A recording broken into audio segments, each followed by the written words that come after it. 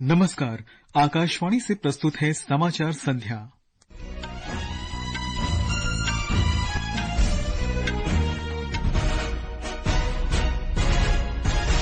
प्रधानमंत्री नरेंद्र मोदी ने नई दिल्ली में कर्मयोगी सप्ताह का शुभारंभ किया। उन्होंने कहा, विकसित भारत का लक्ष्य प्राप्त करने में ये अभियान कार्यप्रणाली में सुधार करेगा।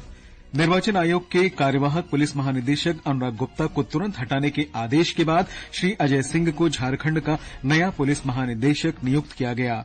झारखंड विधानसभा के लिए भारतीय जनता पार्टी ने 66 प्रत्याशियों की सूची जारी की। इंडिया गठबंधन के बीच सीटों के बंटवारे पर समझौता हुआ।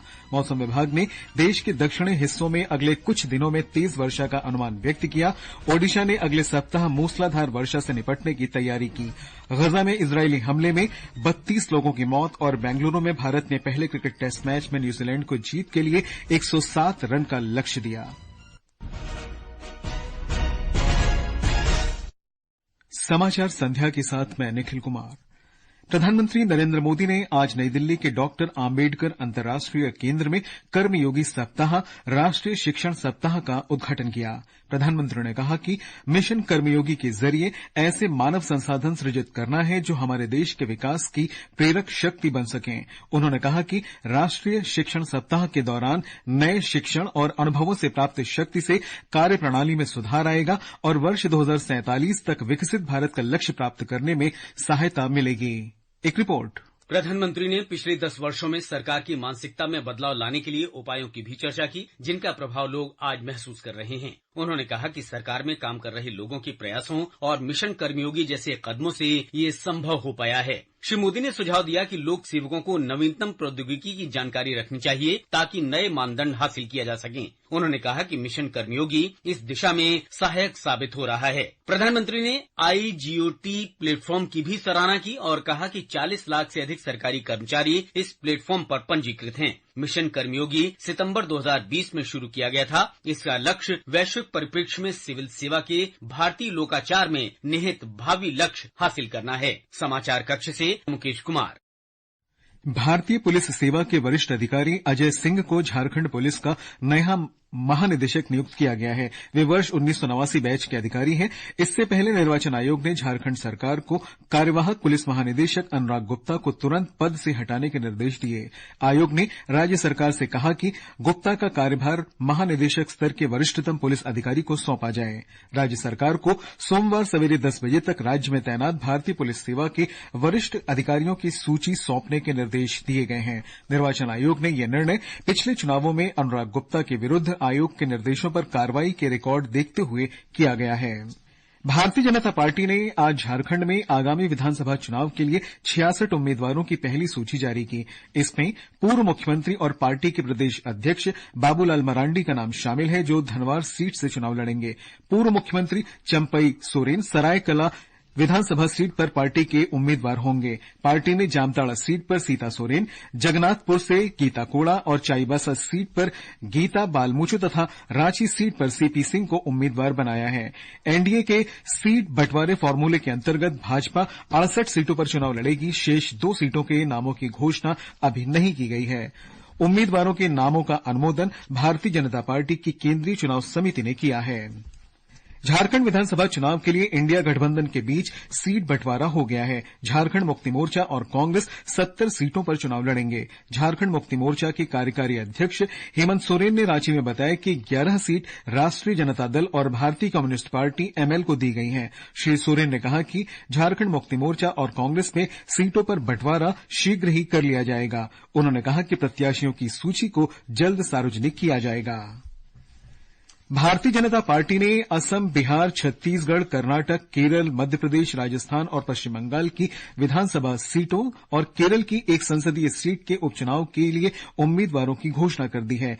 पार्टी ने केरल में वायनाड लोकसभा सीट के उपचुनाव में कांग्रेस प्रत्याशी प्रियंका गांधी वाड्रा के सामने नव्या हरिदास को चुनाव मैदान में उतारा है। भाजपा ने असम की 3 सीट, बिहार, कर्नाटक, केरल, मध्य प्रदेश की 2-2 सीट और राजस्थान तथा पश्चिम बंगाल की 6-6 सीट के लिए प्रत्याशियों के नाम जारी कर दिए हैं।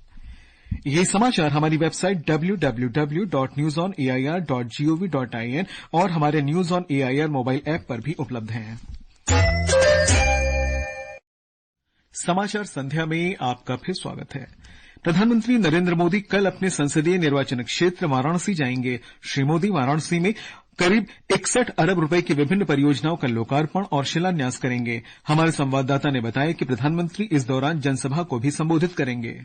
प्रधानमंत्री नरेंद्र मोदी अपने संसदीय क्षेत्र वाराणसी के दौरे के दौरान आरजे शंकर आई हॉस्पिटल और सिगरा स्टेडियम समेत 380 करोड़ से ज्यादा की लागत की 14 परियोजनाओं का उद्घाटन करेंगे। वो करीब 2874 करोड़ रुपए की कई अन्य परियोजनाओं का शिलान्यास करेंगे। प्रधानमंत्री नरेंद्र मोदी स्वास्थ्य, शिक्षा, खेल, धर्म, पर्यटन, रोजगार, आवास और विमानन जैसी कई सुविधाएं जनता को समर्पित करेंगे। वो वाराणसी हवाई अड्डे के विस्तार और नए टर्मिनल भवन की आधारशिला भी रखेंगे। दोपहर बाद वो सिगरा स्पोर्ट्स स्टेडियम में 20,000 से ज्यादा लोगों की सभा को भी संबोधित करने वाले हैं। सुशील चंद्र तिवारी, आकाशवाणी समाचार, वाराणसी।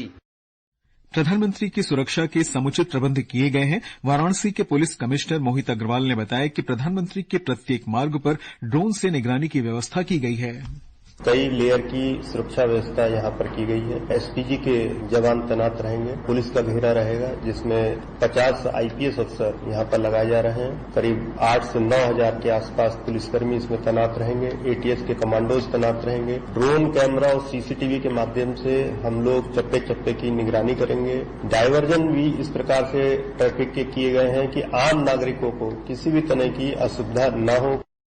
प्रधानमंत्री वाराणसी से ही वर्चुअल माध्यम से अन्य परियोजनाओं का भी लोकार्पण और शिलान्यास करेंगे। इनमें आगरा हवाई अड्डे पर 570 करोड़ रुपए से अधिक के नए सिविल एन्क्लेव का शिलान्यास, दरभंगा हवाई अड्डे पर लगभग 910 करोड़ रुपए और बागडोगरा हवाई अड्डे पर करीब 1550 करोड़ रुपए की परियोजनाओं का शिलान्यास शामिल है। श्री मोदी 220 करोड़ रुपए से अधिक से बनाए गए रीवा हवाई अड्डे, मां महामाया हवाई अड्डे, अंबिकापुर और सरसावा हवाई अड्डे के नए भवन टर्मिनलों का उद्घाटन भी करेंगे। राष्ट्रपति द्रौपदी मुर्मू 3 अफ्रीकी देशों अल्जीरिया, मॉरिटानिया और मलावी की अपनी यात्रा पूरी करने के बाद नई दिल्ली के लिए रवाना हो गई हैं। एक रिपोर्ट।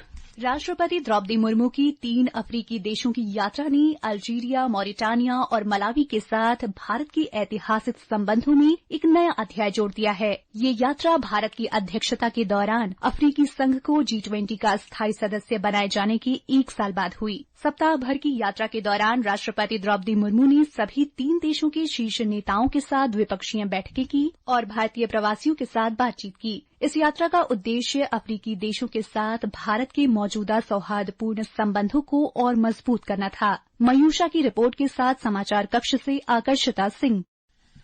केंद्रीय कृषि और किसान कल्याण मंत्री शिवराज सिंह चौहान ने कहा है कि वर्ष 2024-25 के लिए खाद्यान्न उत्पादन का लक्ष्य 34 करोड़ 15 लाख 50 हजार टन होगा।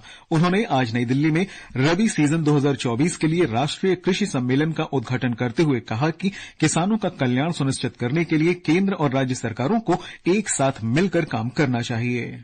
दलहन और तिलहन में देश को आत्मनिर्भर बनाने का संकल्प प्रारंभ किया है और इसलिए हमने किसानों को सबसे पहली शर्त है अच्छा बीज देना। अच्छे बीज देने के लिए मिनी किट प्रदान करने का एक अभियान प्रारंभ किया है। श्री चौहान ने कहा कि उत्पादकता बढ़ाने और रसायनों तथा उर्वरकों पर निर्भरता घटाने के लिए जैविक और प्राकृतिक कृषि की ओर बढ़ने की आवश्यकता है।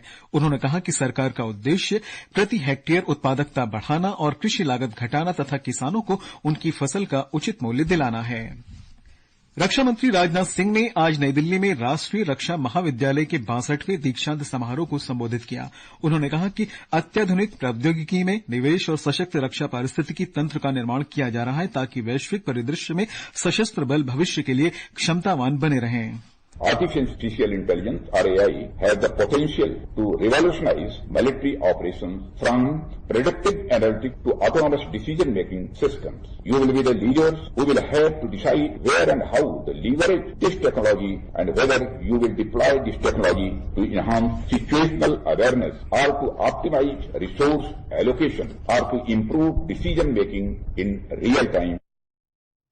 रक्षा मंत्री ने कहा कि वर्तमान में युद्ध क्षेत्र का दायरा समुद्र, वायु और पारंपरिक युद्ध क्षेत्रों से आगे बढ़ चुका है। उन्होंने कहा कि आर्टिफिशियल इंटेलिजेंस में पूर्वानुमान करने और निर्णय लेने की अभूतपूर्व क्षमता है। रक्षा मंत्री ने कहा कि इस तरह का पाठ्यक्रम विद्यार्थियों के कौशल को बढ़ाएगा, रक्षा मंत्री ने यह भी कहा कि वर्तमान वैश्विक रक्षा परिदृश्य में तकनीकी और वैश्विक संबंधों के क्षेत्र में सामरिक विशेषज्ञों की संख्या अधिक होनी चाहिए।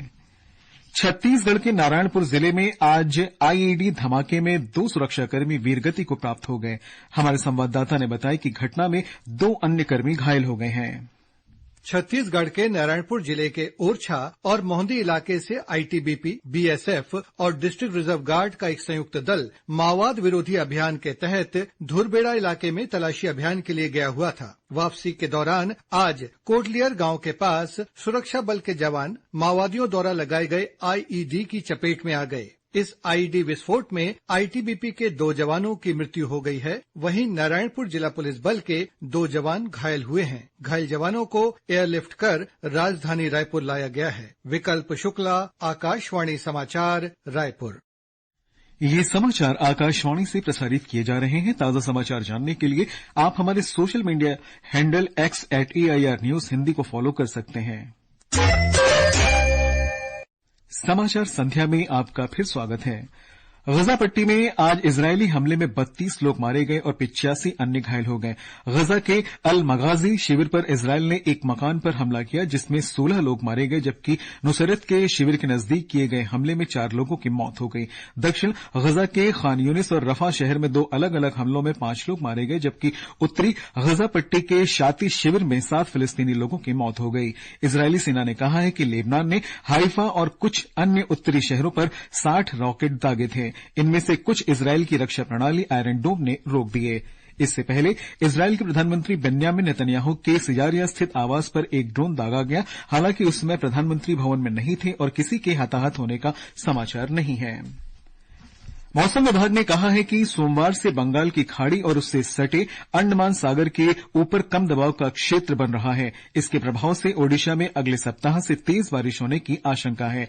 दबाव के उत्तर पश्चिम की ओर बढ़ने और बुधवार के आसपास अधिक तीव्र होने की संभावना है। विभाग ने 23 से 25 अक्टूबर तक ओडिशा में मूसलाधार बारिश की आशंका व्यक्त की है। वहीं 24 अक्टूबर को 60 किलोमीटर प्रति घंटे की रफ्तार से तेज हवाओं के साथ बारिश होने की आशंका है। इस बीच मछुआरों को इस अवधि के दौरान समुद्र में न जाने की सलाह दी गई है।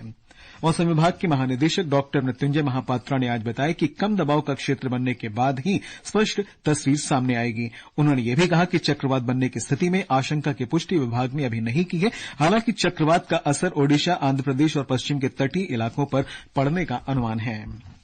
खादी उत्पादों को बढ़ावा देने के लिए नई दिल्ली स्थित दिल्ली हाट आईएनए में एक विशेष खादी प्रदर्शनी लगाई जा रही है। ये प्रदर्शनी राष्ट्रव्यापी खादी महोत्सव के अंतर्गत वोकल फॉर लोकल और आत्मनिर्भर भारत के अभियानों को बढ़ावा देने के साथ साथ खादी कारीगरों की आय बढ़ाने के लिए भी लगाई गई है। एक रिपोर्ट। खादी प्रदर्शनी देश भर के कारीगरों को अपनी कला के प्रदर्शन के लिए एक बेहतरीन मंच प्रदान कर रही है। 14 दिवसीय प्रदर्शनी में दिल्ली, राजस्थान, बिहार, तमिलनाडु, महाराष्ट्र, मध्य प्रदेश, बंगाल और जम्मू सहित विभिन्न राज्यों का प्रतिनिधित्व करते हुए 55 खादी संस्थानों और 112 ग्राम उद्योग इकाइयों के 157 स्टॉल शामिल है। यह एक ऐसा मंच है जो ग्रामीण कारीगरों को आर्थिक रूप से सशक्त बनाता है। खादी प्रदर्शनी इस महीने के अंत तक चलेगी। आदर्श कुमार, आकाशवाणी समाचार, दिल्ली। बेंगलुरु में पहले क्रिकेट टेस्ट मैच में भारत ने न्यूजीलैंड को 107 रन का लक्ष्य दिया है। इससे पहले मैच के चौथे दिन भारत ने दूसरी पारी में 462 रन बनाए। पहली पारी के आधार पर 356 रन से पिछड़ने के बाद भारत ने 106 रन की बढ़त हासिल की। भारत ने पहली पारी में 46 और न्यूजीलैंड ने 402 रन बनाए थे। उधर मलेशिया में 12वें सुल्तान जोहर कप में आज भारत ने जापान को 4-2 से हरा दिया। भारत का अगला मुकाबला कल ब्रिटेन से, 22 अक्टूबर को मलेशिया से और 23 अक्टूबर को ऑस्ट्रेलिया तथा 25 अक्टूबर को न्यूजीलैंड से होगा। और अंत में मुख्य समाचार एक बार फिर। प्रधानमंत्री नरेंद्र मोदी ने नई दिल्ली में कर्मयोगी सप्ताह का शुभारंभ किया। उन्होंने कहा, विकसित भारत का लक्ष्य प्राप्त करने में ये अभियान कार्यप्रणाली में सुधार करेगा। निर्वाचन आयोग के कार्यवाहक पुलिस महानिदेशक अनुराग गुप्ता को तुरंत हटाने के आदेश के बाद श्री अजय सिंह को झारखंड का नया पुलिस महानिदेशक नियुक्त किया गया। झारखंड विधानसभा के लिए भारतीय जनता पार्टी ने 66 प्रत्याशियों की सूची जारी की। इंडिया गठबंधन के बीच सीटों के बंटवारे पर समझौता हुआ। मौसम विभाग ने देश के दक्षिणी हिस्सों में अगले कुछ दिनों में तेज वर्षा का अनुमान व्यक्त किया। गजा में इजरायली हमले में 32 लोगों की मौत और बेंगलुरु में भारत ने पहले क्रिकेट टेस्ट मैच में न्यूजीलैंड को जीत के लिए 107 रन का लक्ष्य दिया है। इसके साथ ही समाचार संध्या का ये अंक समाप्त हुआ। नमस्कार।